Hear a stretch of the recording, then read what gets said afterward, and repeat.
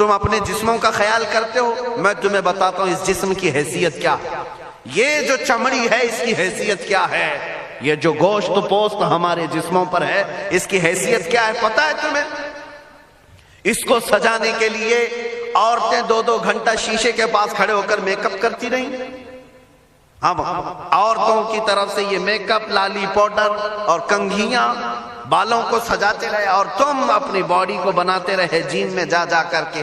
اب اس جسم کی حیثیت سنو، جس دن روح نکلی تمہارے جسم سے اور جب جنازہ لے جایا گیا، قبر میں تمہارے سب سے عزیز لوگ رکھ کر کے آتے ہیں، تختیاں قبر کی بند کر کے آتے ہیں، اتنی چھوٹی قبر کہ کروٹ لینے کی بھی جگہ نہیں ہوتی، ہاتھ پھیلانے کی بھی جگہ نہیں ہوتی۔ آج اپنے پلنگ پر سو کر کے دیکھو، کسی کا ہاتھ ٹچ ہو رہا ہے تو نیند نہیں آتی، لیکن قبر میں اتنی تاریک جگہ پر، چھوٹی سی جگہ پر، تنگ جگہ پر چھوڑ دیا جاتا ہے کہ مردہ کروٹ بھی نہیں لے پاتا، پھر پلس اس کو اوپر سے نیچے سے پیٹ سے باندھ کر کے رکھ دیا جاتا ہے۔ تمہیں پتا ہے اب حکماں نے جو لکھا ہے وہ سنو بزرگوں نے، جیسے ہی تیسرا دن آتا ہے تمہاری قبر کی زندگی کا، جب 3 دن گزرتے ہیں تمہاری ناک کے ذریعے سے پیٹ کی چیزیں باہر آنے لگتی ہیں، منہ کے ذریعے سے آنتڑیاں یا جو بھی اندر کا لیکویڈ ہے سب باہر آتا ہے۔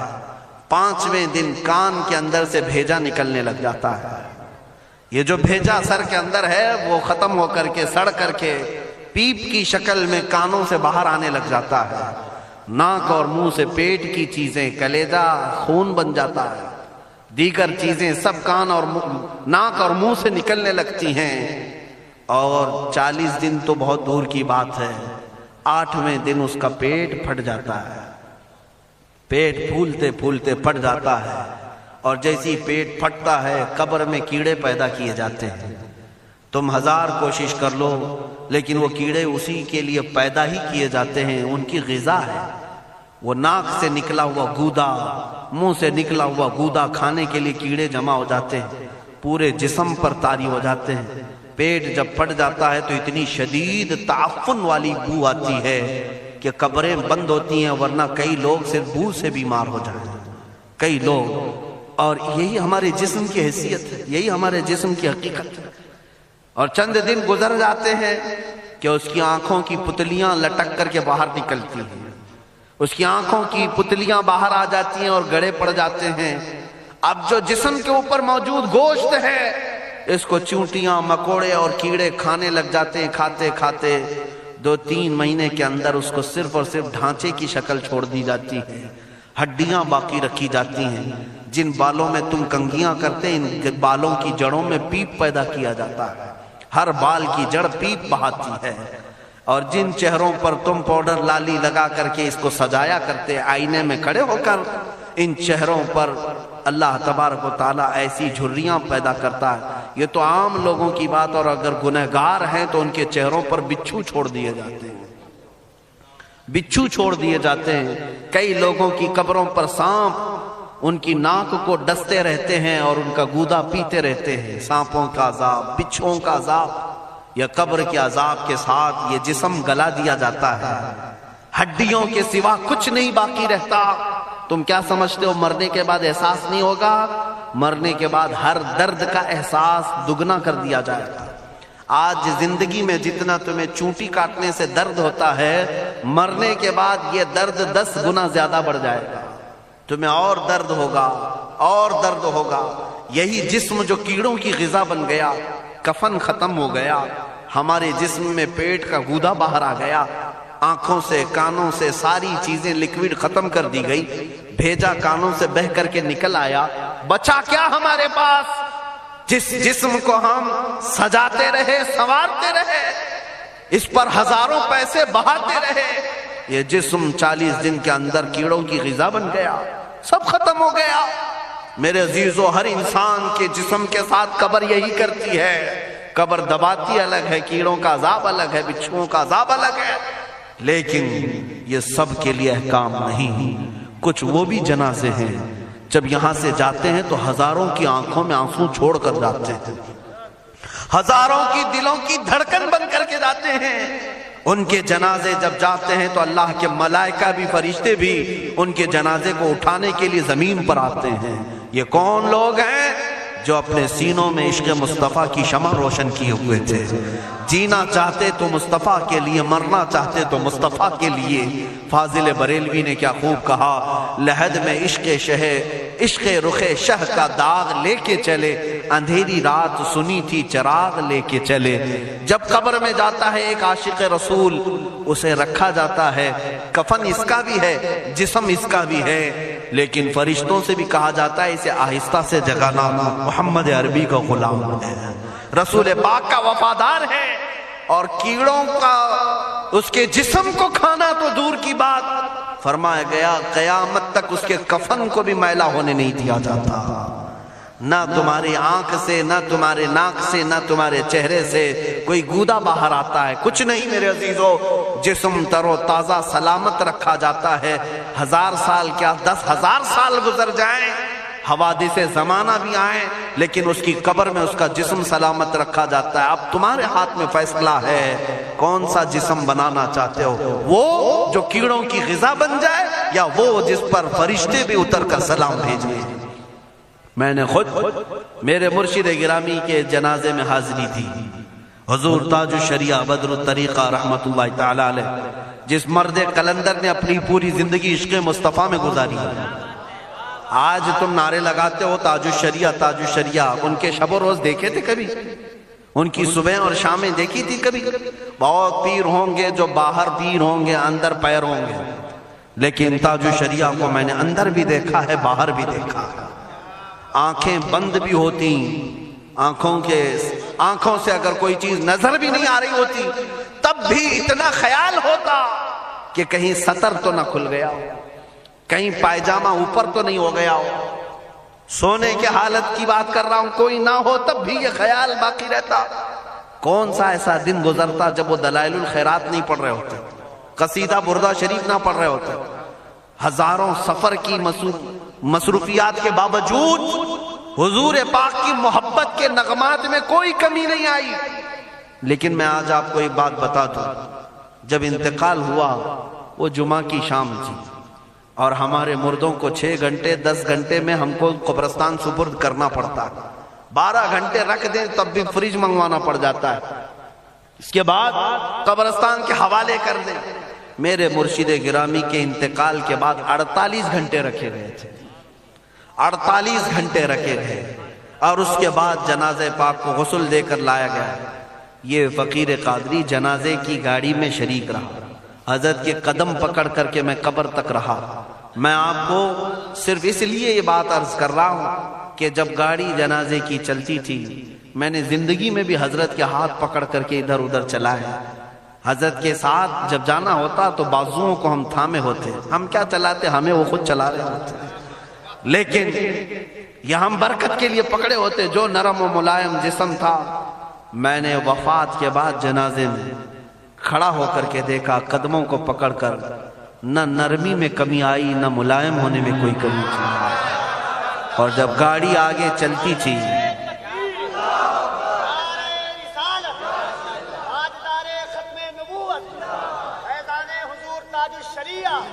جب آپ گاڑی جنازہ جس پر رکھا ہوا تھا چلتی تھی، تو میرے عزیزو زندگی میں جس طرح جسم نرم ملائم تھا، میں نے دیکھا کہ گاڑی جب اس کے دھڑکے ہوتے تھے ادھر ادھر، تو پیٹ مبارک اور سینے مبارک ویسے ہی ہلتا تھا جیسے کسی زندے کا ہلتا ہو۔ ہاتھ پر انگلی رکھے تو خون سرک جائے اور پھر اپنی جگہ پر آ جائے۔ یہ کوئی مبالغے کی بات نہیں کر رہا ہوں، یہ آنکھوں سے دیکھی ہوئی چیز ہے۔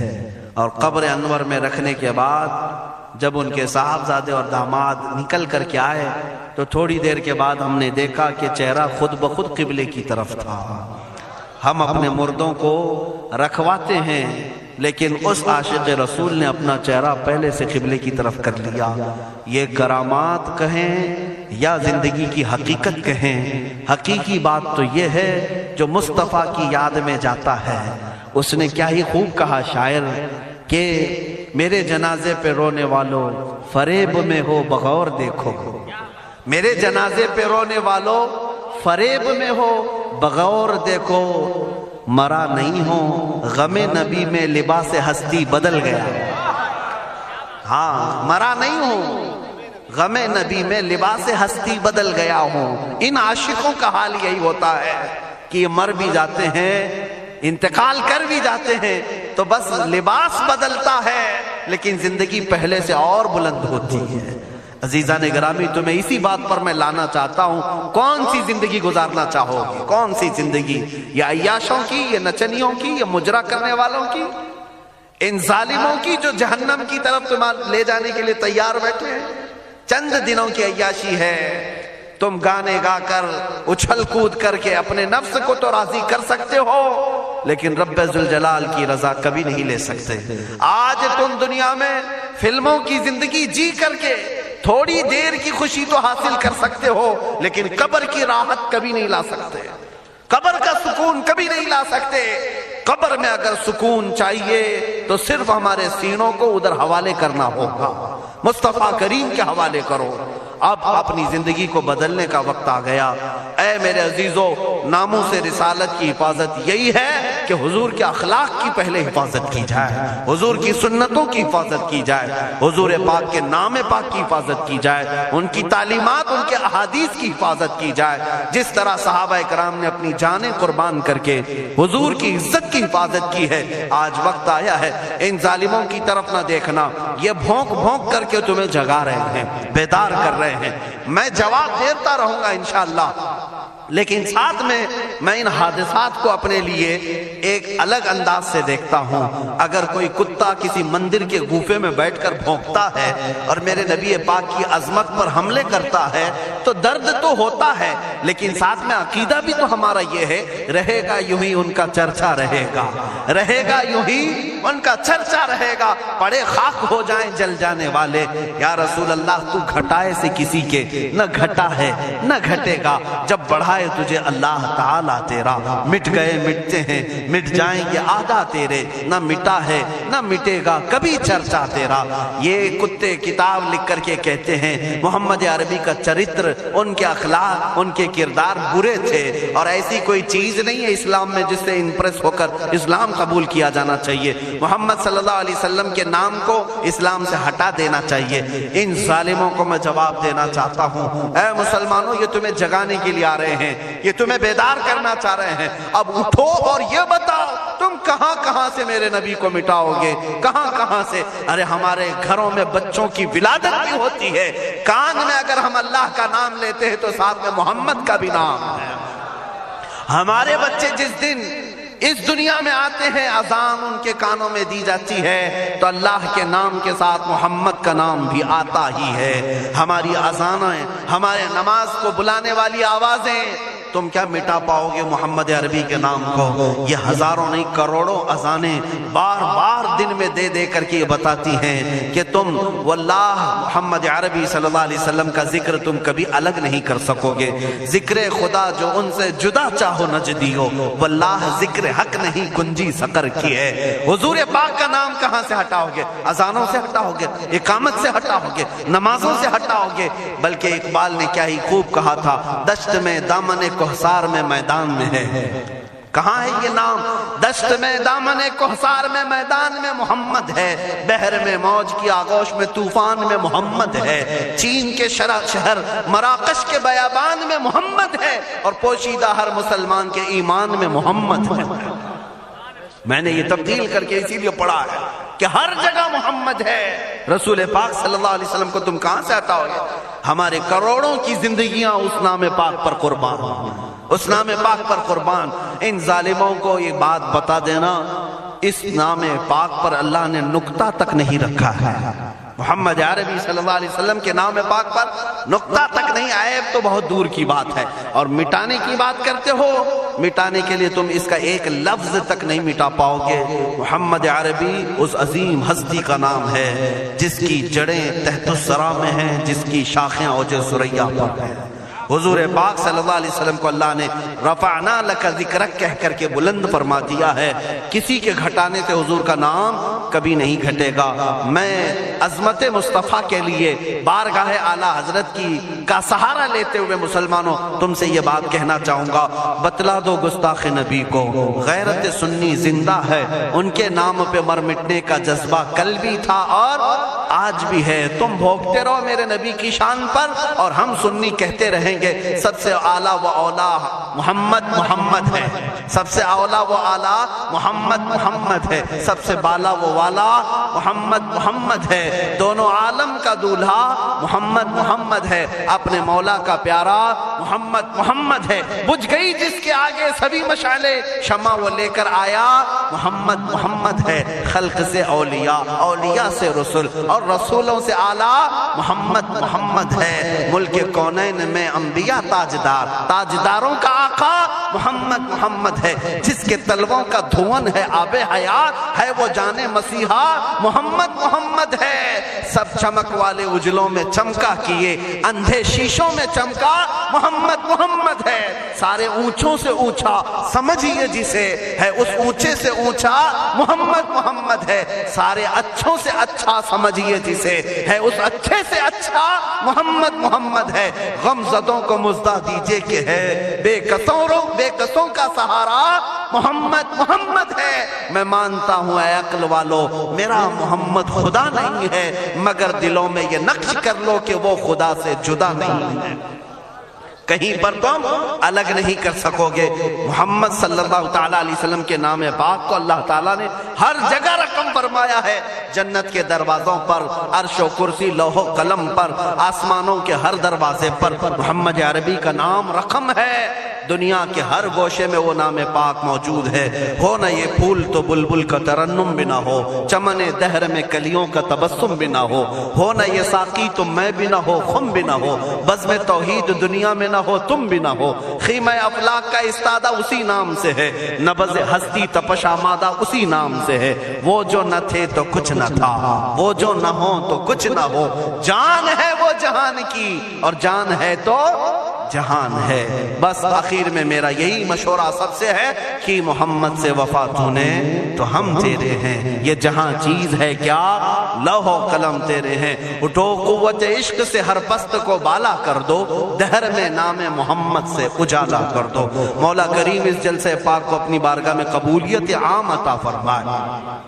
میں تمام حاضرین کا شکر گزار ہوں اور آپ سب کو یہ نصیحت کرتا جاتا ہوں کہ اب زمانہ تمہاری قربانیوں کے انتظار میں ہے، اور تمہاری قربانیاں اگلی نسلوں کے لیے بھی اور تمہاری آخرت کے لیے بھی رنگ لائیں گی۔ آپ قربانی دینے کے لیے تیار ہیں؟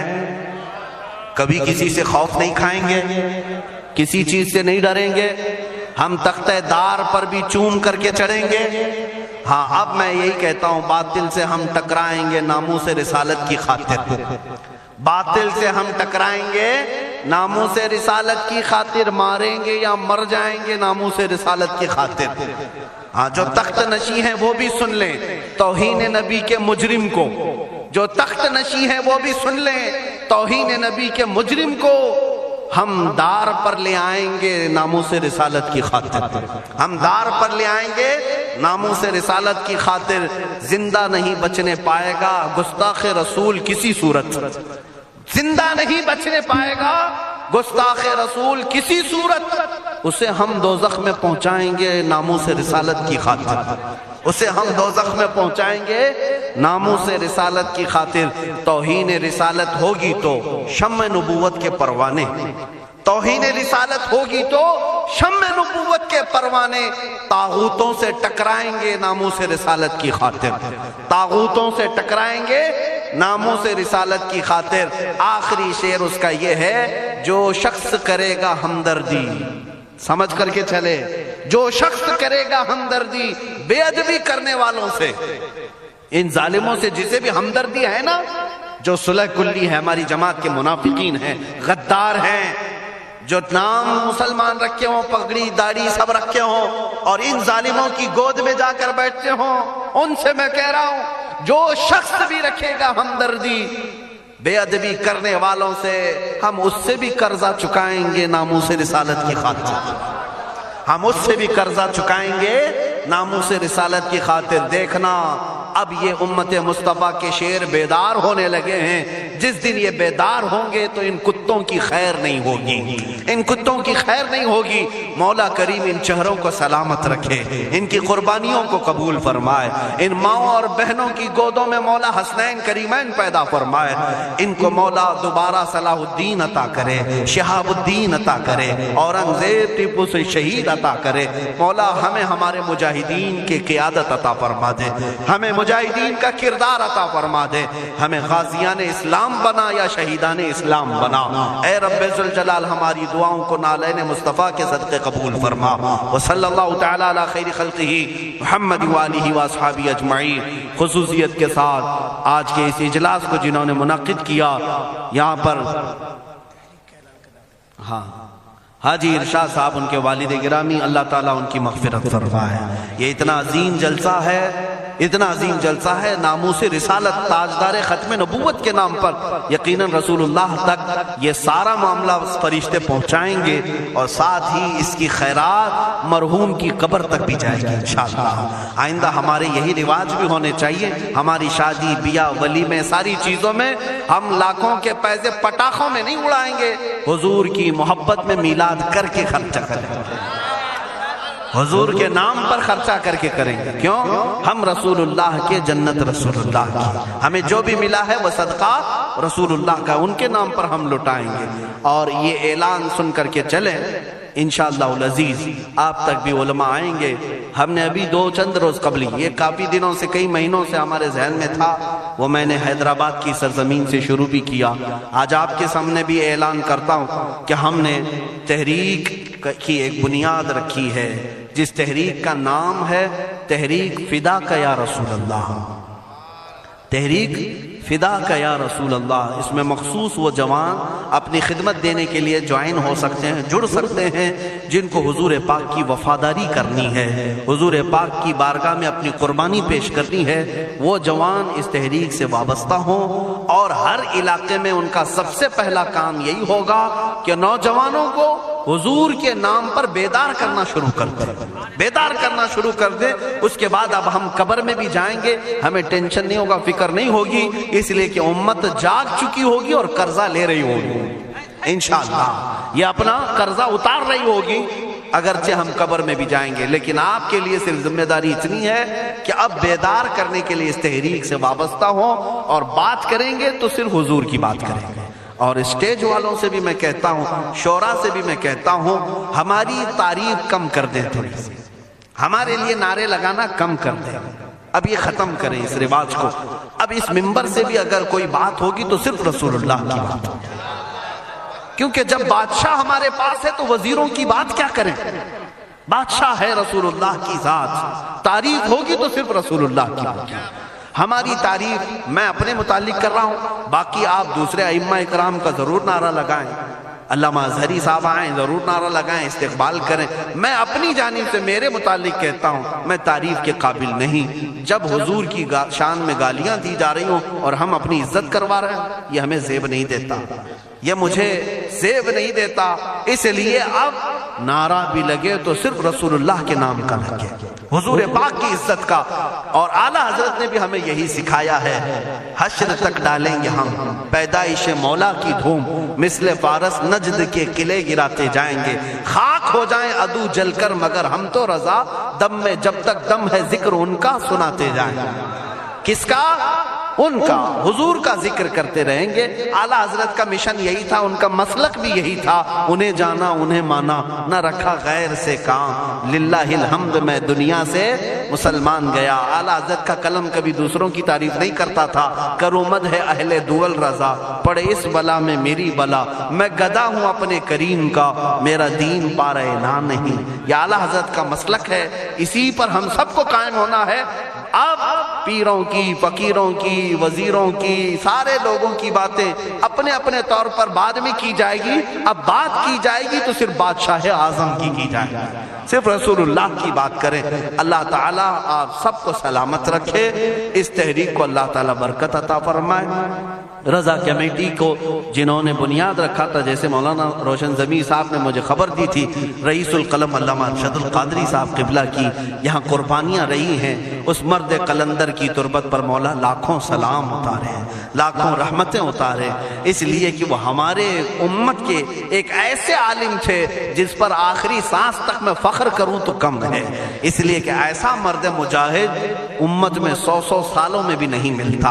علامہ ارشد القادری رحمۃ اللہ علیہ، جن کی ہر سانس میں امت کا درد تھا، امت کا درد تھا، وہ بیٹھے تو امت کا خیال کریں، سوئیں تو امت کا خیال کریں، اور یہی درد انہیں کبھی انگلینڈ لے گیا، کبھی ہالینڈ لے گیا، کبھی امریکہ لے گیا، نذرانے اور لفافوں کے لیے نہیں لے گیا، امت مصطفیٰ کا درد لے کر کے گیا، اور وہ یہاں تک پہنچے۔